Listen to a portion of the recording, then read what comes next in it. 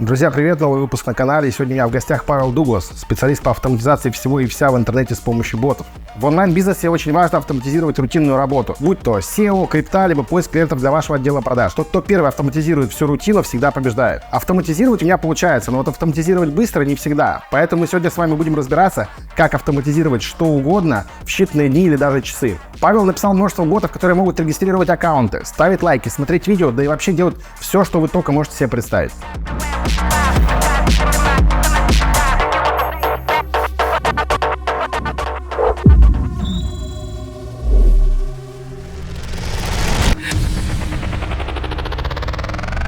Паш, привет! Привет, Олег. Я знаю, что ты написал уже 1000 ботов, и ты их пишешь на специальном софте браузер Automation Studio. Расскажи, что это такое, как это работает. Значит, браузер Automation Studio — это у нас вот такой вот редактор, который позволяет делать ботов. Он open source, он открытого кода, то есть он бесплатный, и он позволяет максимально быстро, эффективно делать ботов, собирать буквально за 5 минут. Его главное преимущество заключается в том, что он, во-первых, бесплатный, во-вторых, у него есть хорошая защита кода исходного, и то, что можно собирать и конструировать интерфейсы на конструкторе, без каких-либо знаний программирования.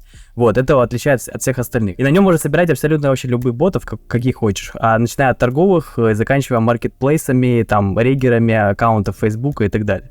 Вот такая вот интересная штука. Я, кстати, сам пробовал что-то на нем писать, но у меня было мало времени, я не сильно разобрался. Скажи, каких у тебя ботов чаще всего заказывают? Потому что ботов в интернете, наверное, половина всего, что ходит в интернете, это боты. Вот что у тебя чаще всего заказывают? Чаще всего это авторегистраторы аккаунтов, потому что аккаунты вообще всем нужны. Это как расходный материал, они сегодня банятся, завтра опять новые нужны и так далее. Партию создавать постоянно. Потом торговых ботов недавно начали заказывать активно, то есть торговые стратегии, все это можно автоматизировать. Потом бонус-хантинг какой-нибудь, там сборы с сайтов по заработку, да, тоже актуальная тема, там тоже аккаунты нужны. Накрутчики всяких активностей, например, там видео, Япи, там Рутюб, YouTube и так далее. Потом поведенческие факторы тоже заказывают, там Авито, например, там на маркетплейсах, Яндекс и так далее.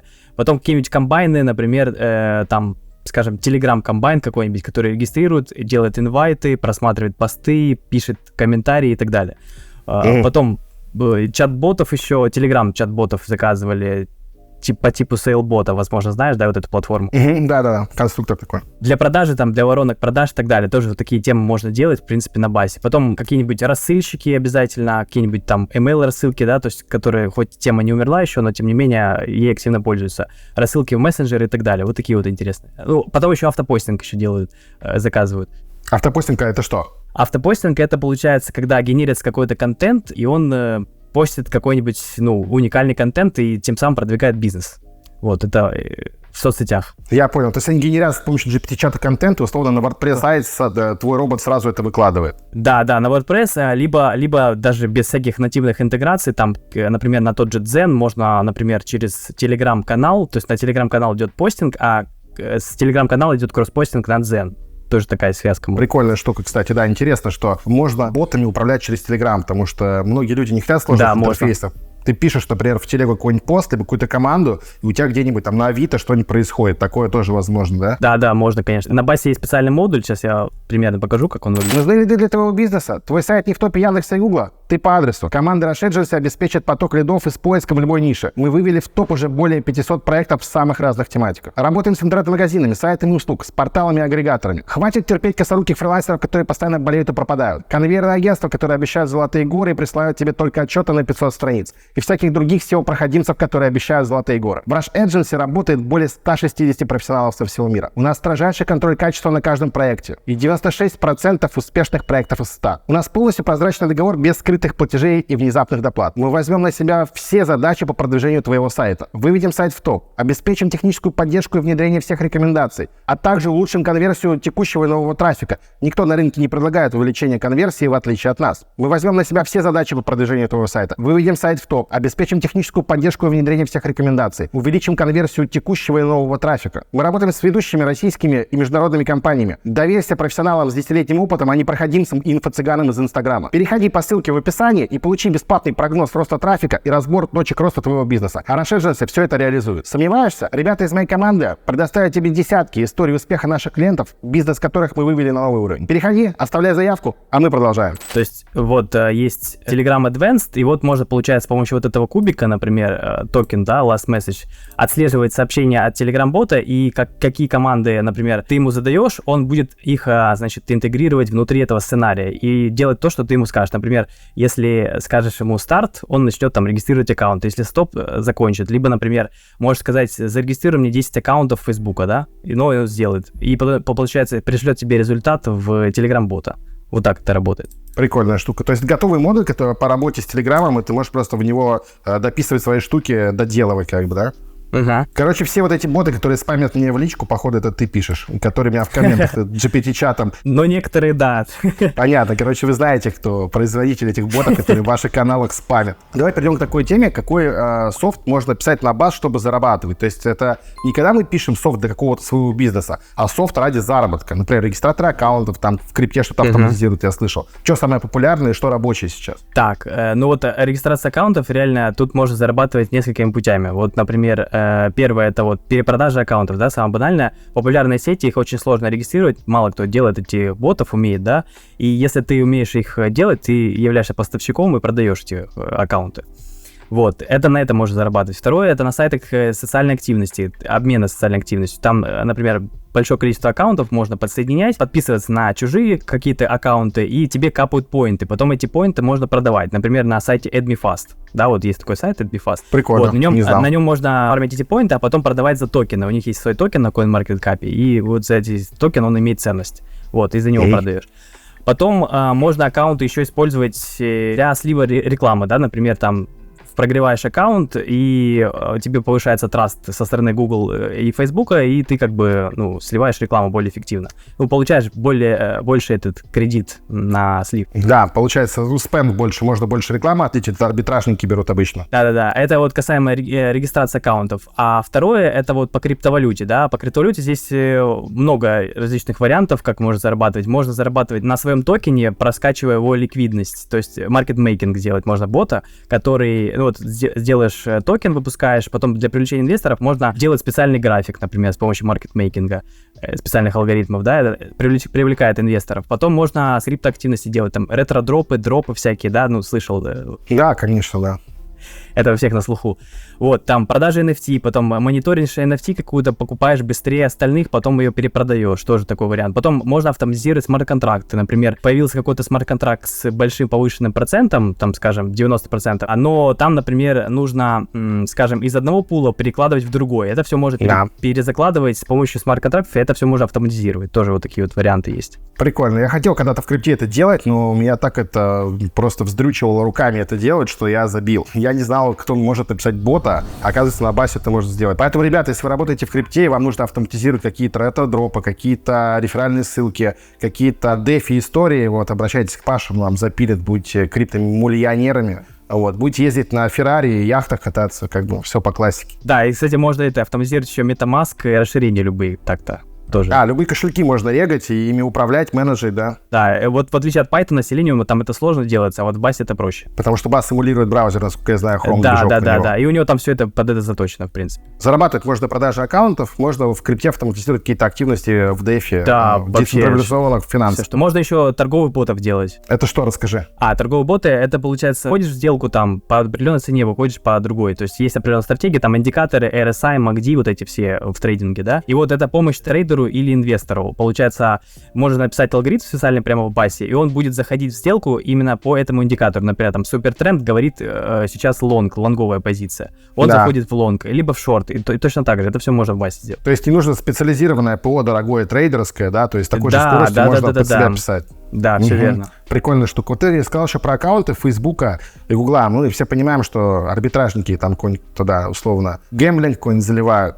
А другие аккаунты, вот кроме Фейсбука и Гугла, то есть ты говоришь, что это расходный материал. Для чего они еще используются? Какие аккаунты еще можно регистрировать, чтобы зарабатывать? Ну вот из сложнейших тоже, которые регистрируются, это вот Telegram, например. Telegram можно использовать также для... Есть специальные боты, которые, например, тоже выдают определенные задания, которые нужно выполнять с помощью Telegram аккаунтов. И они тоже приносят какие-то деньги. Например, там пару рублю за одно задание, там простое задание какое-то, подписаться на канал. Ну, например, если мы для маркетплейсов говорим, Wildberries Озон, тоже вот такие аккаунты тоже пригодятся, потому что для выкупов они используются предпринимателями, да, для селлеров. Им нужно раскачивать свои вот эти вот поведенческие покупки, факторы, да. им нужно покупки, да, и это все большое количество армии аккаунтов, там и оставляют отзывы, и комментируют, и что-то лайки ставят на бренд, там вот такого вся активность.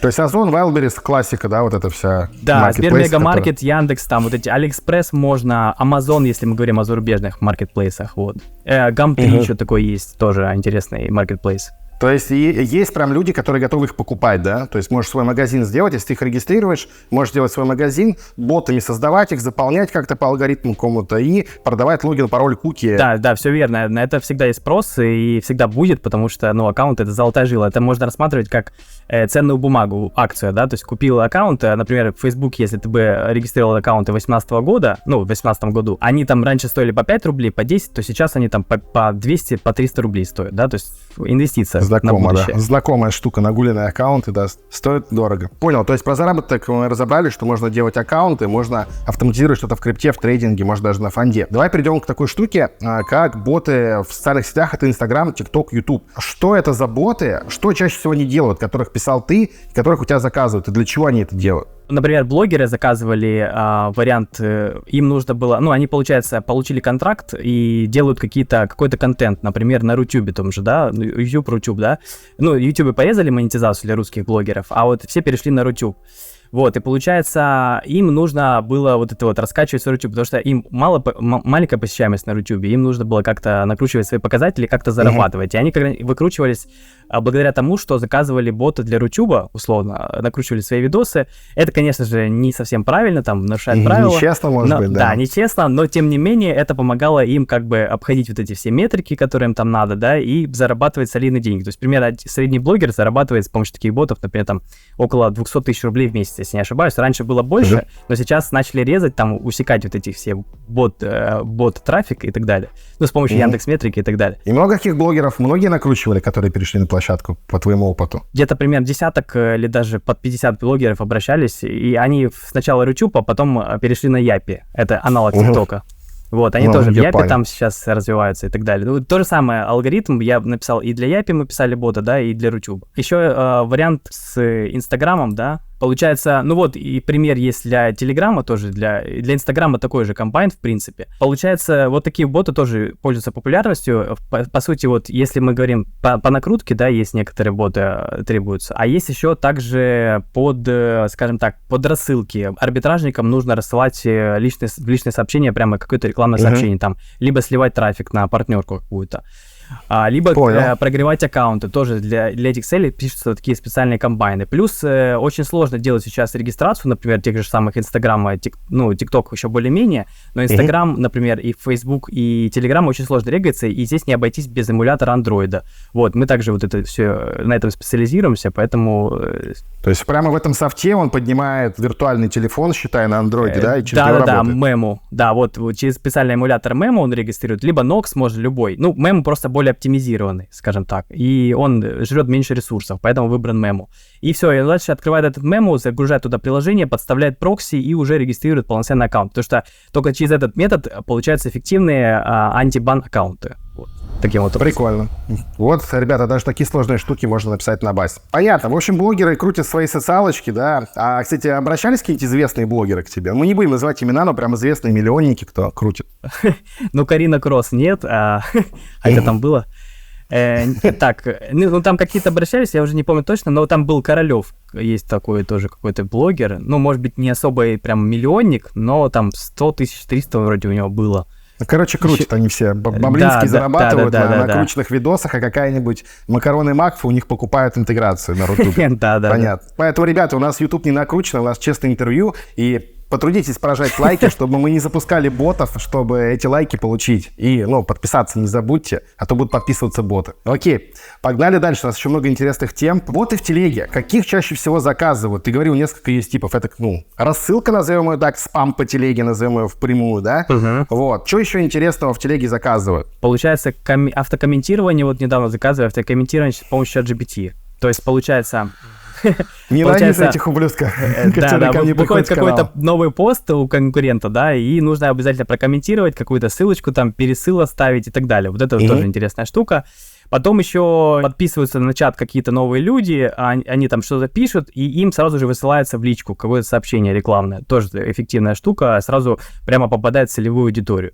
Тоже интересно. Потом по ключевым словам можно, значит, анализировать поисковую вот эту выдачу. Ну, в смысле, искать по ключевым словам, что набирают люди, и в зависимости от ключевого слова, например, через чат GPT прогонять, и им что-то предлагать. Тоже такая интересная штука. А это как работает? Расскажи подробнее, интересно. Это работает так, что задают какой-то вопрос в чате. Там, предположим, да, мне там что-то надо, или там ответьте мне на такой-то вопрос. И мы понимаем, что эта проблема актуальна для него, да, ярко выражена в маркетинге, да, условно.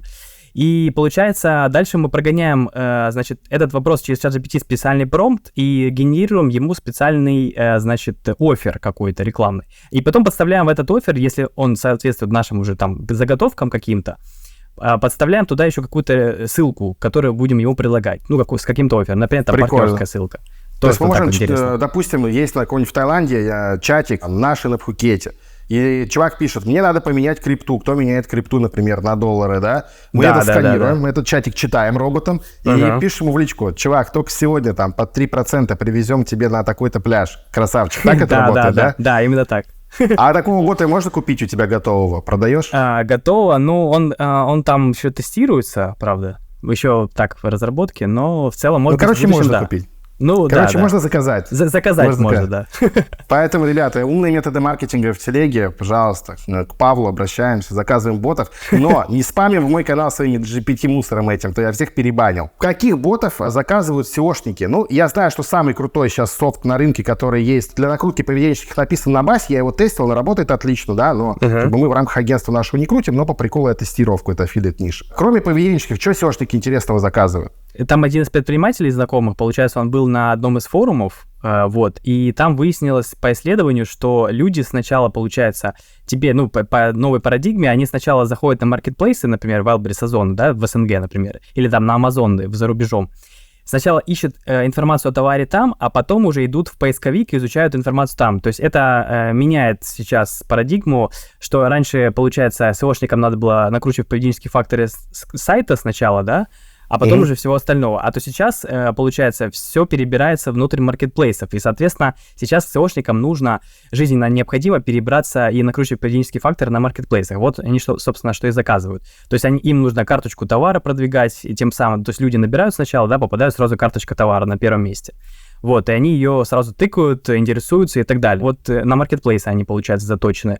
А на Авито можно разместить объявление через роботов? Потому что я смотрел какой-то видос, что там у них какой-то жесткий антифрод. Тебе нужны какие-то, ну, прям номера мобильные, нужны нагуленные профили для Авито, айпишники какие-то крутые. Работает мультипостинг? Ну, вообще работает, да, но при условии, что правильно регистрируется аккаунт. Если через браузер регистрировать, через бас, там, вероятность, что его выбит на вериф, да, пробьет, ну, выбит на документы проверку. А если регистрировать, например, через эмулятор, скажем так, да, потому что это мало кто умеет делать, то это уже повышает траст аккаунта, потому что через телефон регается. И вот как раз-таки через телефон, если публиковать сообщение, то это как раз-таки и работает более эффективно, чем через браузер. На браузере, потому что сделаешь одно объявление, сразу забанят аккаунт.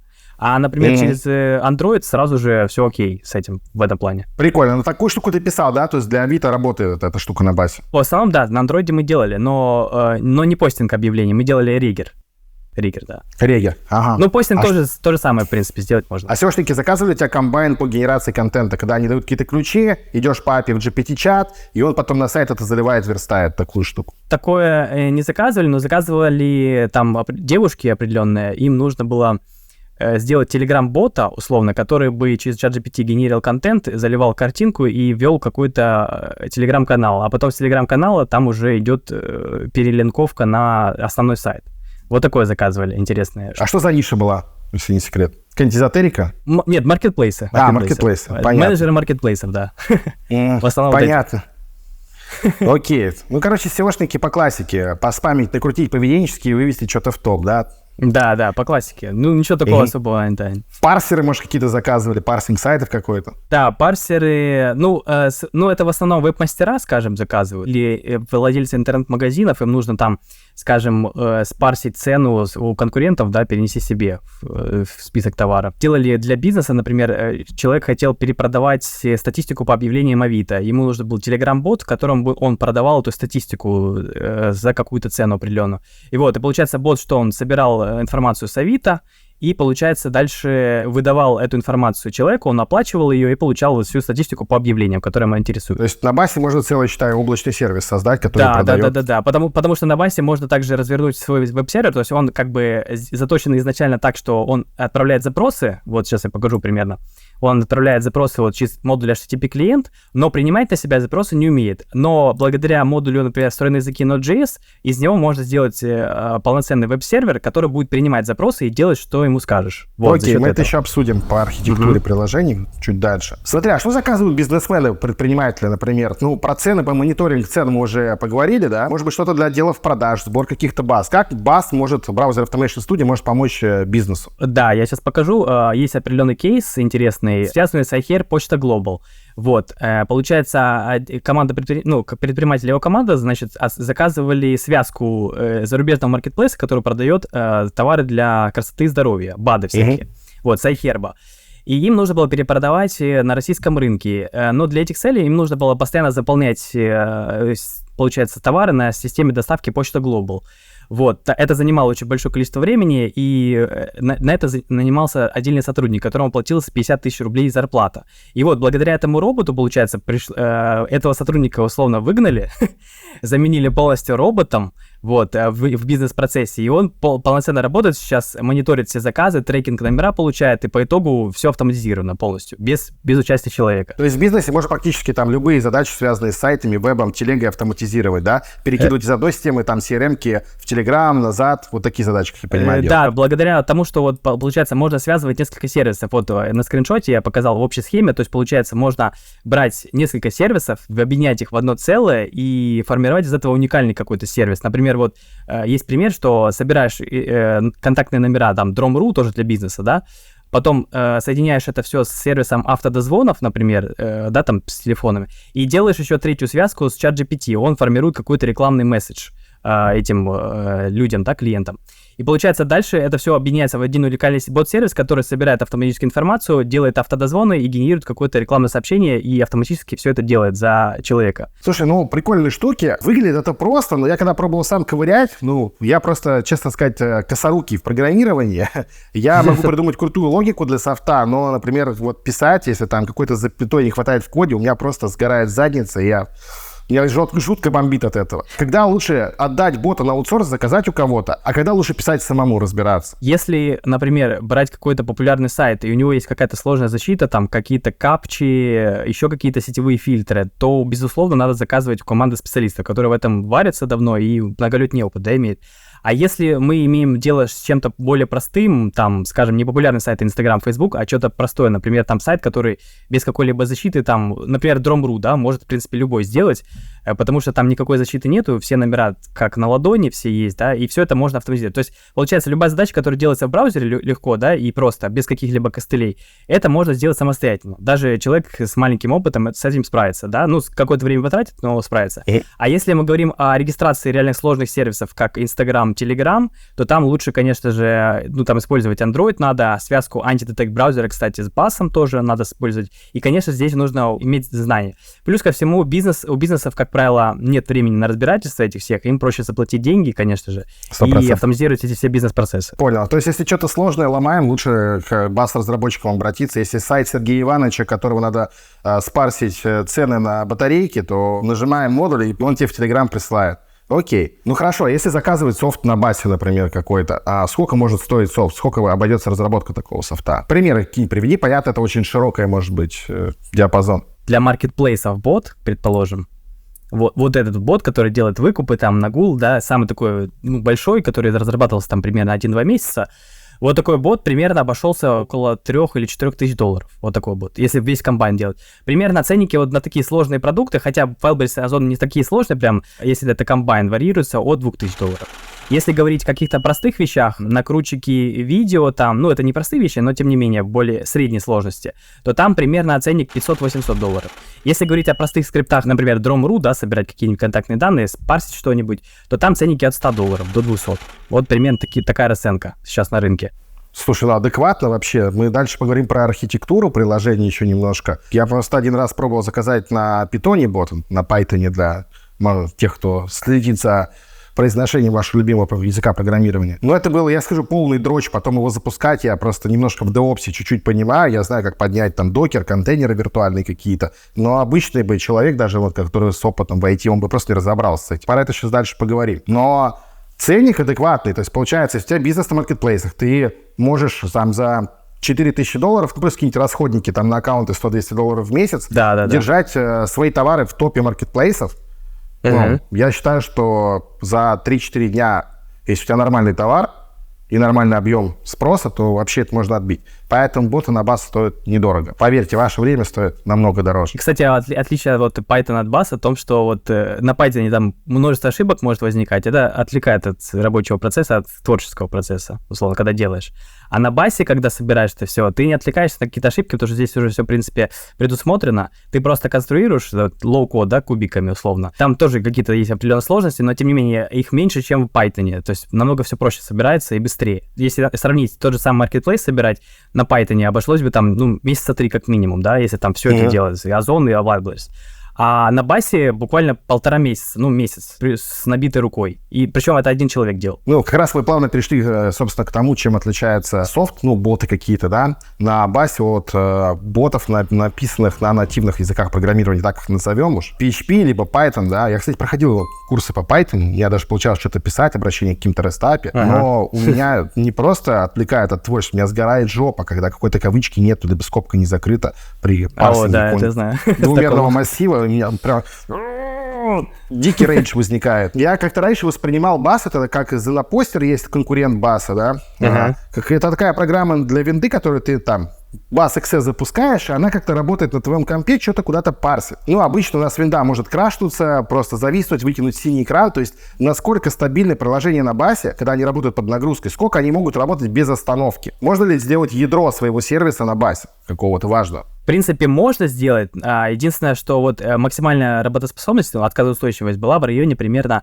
60 дней. То есть вот работало все без косяков, все отлично. И вообще все зависит от логики, которая внутри заложена. Если какой-то делает программист, там, разработчик слабого уровня, там, у которого опыт 3-6 месяцев, он не все нюансы баса знает, да, как с ним правильно работать, как его оптимизировать и так далее, то, получается, здесь возникают какие-то ошибки в логике, он не все предусматривает, и из-за этого кажется, что бас ломается через какой-то промежуток времени, да?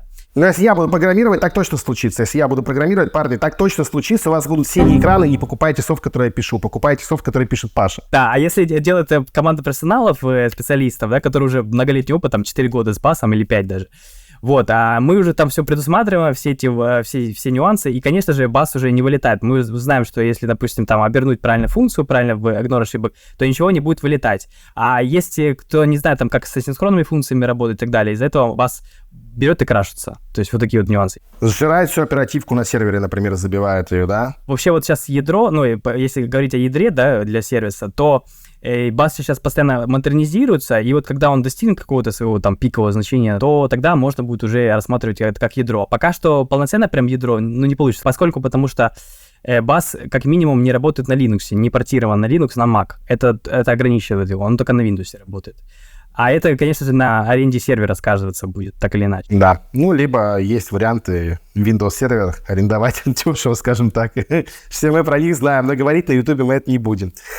Смотри, знаешь, почему спрашивал? Например, могу я сделать вот Telegram-бота, который у меня как-то используется в компании на басе, ну, то есть, который оттуда сюда пересылает информацию. И если он упадет, например, можно ли настроить так, чтобы он либо мне в Telegram присылал уведомление: «Дорогой хозяин, я упал, я не работаю», либо сам себя возрождал? В процессе работы что-то ломается, то да, можно прислать. Но если он вылетит прямо по какой-то вообще неизвестной ошибке, форс-мажорной какой-то, то, конечно, он не пришлет, потому что нет такой функции, которая там на end скрипт работает, типа в конце, на on-end, да, скрипта. Такой функции нету, к сожалению, но, может быть, в будущем появится, но пока нет такой функции. А только если в процессе оно может уведомлять. Либо в начале скрипта. но не в конце. Окей. Но я бы посадил второго бота на базе резервного, на каком-то другом сервачке. Который мониторит, обращался бы, да? Обращался бы ну, к в этому. принципе, так, да, в принципе, можно так делать, да. Все, придумали костыли. Берете двух ботов, смотрите, Да, это чтобы костыли, один да. смотрел за другим, да. Ну, я хотел задать вопрос, можно ли управлять ботом через Telegram? Ты говорил, что довольно легко можно посылать ему команды. По токену, да, идет запрос, он смотрит последнее сообщение, и в зависимости от этого сообщения можно настроить логику. Если команда такая-то, то он будет делать то-то. Если команда такая-то, то то-то. Вот так, да, легко делать. Просто сейчас эра Телеграма, эра мобильных телефонов, многие целые бизнесы в Инстаграме и Телеграме построены. И люди не хотят часто за экосистему Телеграма вообще выходить. То есть это очень прикольная штука. Удобно, да. Особенно после начала СВО, да, все перешли в Телеграм. По-любому очень много туда ушло, да. И я, честно говоря, сейчас новости все и контент потребляю в основном в Телеграме, в Ютубе. Я даже в Facebook забросил, несмотря на то, что у меня там много подписчиков, мне как-то стало удобнее. Но в Телеграме вообще удобно, да. Я знаю, что у тебя есть компания Automation Empire, и вы пишете ботов на заказ. Есть ли у тебя какие-то боты, которых можно купить прям готовыми, из коробки развернуть, ничего сильно не переписывая, не настраивая, и чтобы они начали работать? Да, есть такие, ну, в основном сейчас магазин заточен под, скажем так, как конструктор Лего, вот эти кубики, шаблоны баса, да, условно, чтобы каждый человек, который пришел в эту сферу, ему было проще разобраться с басом там и быстрее какие-то решения сделать. Но есть также готовые, да, решения. Ну, в основном мы делаем под ключ, да, потому что они постоянно отличаются. Люди приходят постоянно с разными задачами. Такого не бывает практически. У всех какие-то разные задачи все время получается. Okay. Это какой-то некий челлендж. Но есть, тем не менее, у нас вот сейчас последний вот Telegram Schiller Combine, да, вот сейчас 35 тысяч рублей стоит, 3 месяца условно. Но по промокоду можно его получить, ну, по скидке. Промик мы укажем в конце, поэтому досматривайте выпуск до конца, чтобы купить со скидкой бот. Это Telegram, и получается, также есть еще для Gmail регистратор, да, но это ценник не совсем правильный, это партнерский товар. Ну, такой же примерно софт есть. И еще Instagram риггеры. Это из таких флагманов, которые дорабатывать не надо. В принципе, они работают. Вот. Еще есть также, например, если кто-то захочет из блогеров крутить Япи там, или бизнесу, например, продвигаться в соцсетях, там, Рутюб, Япи, свой контент, то, пожалуйста, тоже есть такие боты. Зафиксировали, что есть боты по Япи и Рутубу. Плюс еще есть Озон и Wildberries комбайны, и, значит, еще недоработанный, ну, это Авито. Короче, все самые популярные сервисы вы покрываете, и можно у вас купить практически этого решения, да? Да, все верно. Расскажи, какие самые странные боты у тебя заказывали, когда тебе приходит заказ такой, what the fuck? Что это? Да, было интересно. Заказывали брутфорсы, ну, из черной тематики, если говорить. Брутфорсить какие-то зарубежные банки нужно было. USA банки, да. Вот, это один. И потом второй — это логеры, которые логами занимаются. Им нужно было чекать эти логи, ну, там всякие расширения, они обладают всякими хэшами, да, вот эти папочки с расширениями. И из этих расширений можно было достать какой-то там, значит, профиль с сохраненной авторизацией, там, куки чьи-то, и к ним подсоединиться, условно, и там получить доступ. А потом с этой криптовалютой что-то сделать. Короче, это когда хакеры воруют доступ к вашему браузеру. Ну, ты, естественно, не стал это писать, это мы понимаем, естественно. Да. Конечно, нет. Конечно, нет. Окей, а что-нибудь смешное какие-нибудь там? OnlyFans, телочки хотели накрутить себе лайки, либо там какие-нибудь порнозвезды? Да, вот OnlyFans было, да, заказывали какой-то регер, да, там для продвижения этих актрис, да, ну. Моделей, назовем их так. И потом мы еще заказывали Лив Жасмин тоже. Вебкам-трансляции продвигать, да? Да. Там, получается, голые фоточки там и донатики получать. Вот в этом ключе. Рассылку. В основном. Да, вот такие вот интересные. Ну, из чернухи тоже хотел тебя спросить, да, это брутфорс банков, которые, естественно, никакой дурак не возьмется писать. Всякие хакеры, которые хотят украсть ваши данные из браузера, из кошелька MetaMask и прочего. Видите, теперь хакеры могут это вообще, если владеют басом, сделать на автомате, поэтому не держите большие деньги на кошельках браузера. Да, лучше ты холодным, там очень сложно украсть, практически нереально. А какого самого сложного, хардкорного бота ты писал за всю свою карьеру? Это торговых ботов. Для крипты как раз, которые на Binance торгуют, либо на другой бирже какой-то. Там сложность заключалась в том, что надо сделать код, который будет определять...